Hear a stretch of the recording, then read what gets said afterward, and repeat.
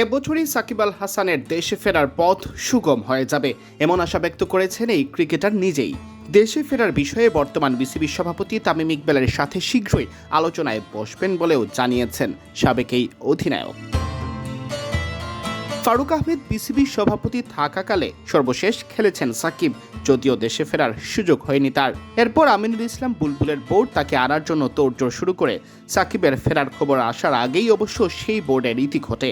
এখন বিসিবির নেতৃত্বে সাকিবেরই সাবেক সতীর্থ তামিম ইকবাল।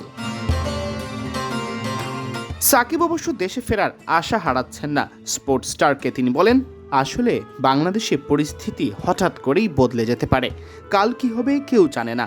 এ কারণেই আমি এখনো আশাবাদী। আমি খুব বেশি ভবিষ্যৎ নিয়ে ভাবি না, প্রতিদিন নতুনভাবে পরিবারকে নিয়ে সামনে এগোনোর চেষ্টা করছি। যখনই খেলার সুযোগ পাচ্ছি তা কাজে লাগানোর চেষ্টা করছি। তবে বাংলাদেশ দলে ফেরা আমার নিয়ন্ত্রণে নেই, তবু আমি একটা সমাধান খুঁজে বের করার চেষ্টা করছি। সেই সমাধান কবে আসবে, কবে নাগাদ দেশে ফিরতে পারেন জানতে চাইলে তিনি বলেন, এখনো পুরো পরিকল্পনা করিনি, তবে আশা করছি বছরের শেষের মধ্যে সব ঠিক হয়ে যাবে।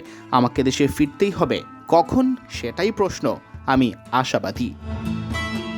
এ সময় বোর্ড প্রেসিডেন্ট তামিমের সাথে কথা হয়েছে কিনা জানতে চাইলে সাকিব উত্তর দেন, আসলে এ নিয়ে আমাদের কোনো কথা হয়নি, কোনো পরিকল্পনা বা এ ধরনের কিছুই না। সত্যি বলতে এ বিষয়ে কোনো আলাপই হয়নি, তাই এখনো পরিষ্কার কোনো ধারণা নেই। তবে বাংলাদেশের ক্রিকেটে কখন কি হয়ে যায় বলা কঠিন, সব কিছু দ্রুত বদলাতে পারে। হয়তো কয়েকদিনের মধ্যেই কথা হবে, বসে সমাধান খোঁজার চেষ্টা করব। আমি অবশ্যই আশাবাদী, কিন্তু বাস্তবতা হলো ভবিষ্যতে কি হবে তা বলা কঠিন।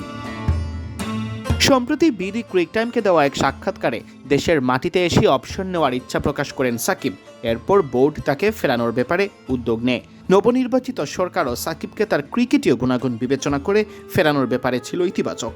এরই ধারাবাহিকতায় আইনি বিষয়গুলো দেখভাল করা হচ্ছে, যদিও এখনো অগ্রগতি সম্পর্কে জানা যায়নি।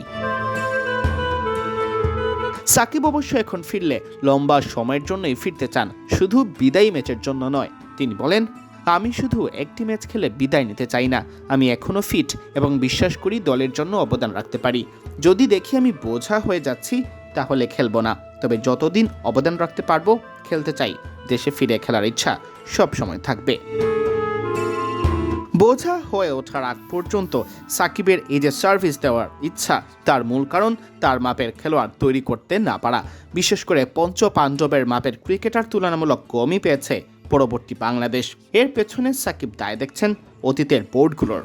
তিনি বলেন, দীর্ঘমেয়াদী পরিকল্পনার অভাব, ভবিষ্যতের খেলোয়াড় তৈরি, সিনিয়রদের পর শূন্যতা কিভাবে পূরণ হবে এসব নিয়ে ভাবনা কম ছিল, তাই এই অবস্থায় পড়তে হয়েছে। বোর্ডের এত পরিবর্তনও অবশ্যই প্রভাব ফেলেছে, এতে স্থিতিশীলতা থাকে না, দীর্ঘমেয়াদী পরিকল্পনা করা কঠিন হয়ে যায়। সিয়াম চৌধুরী, বিডি ক্রিক টাইম।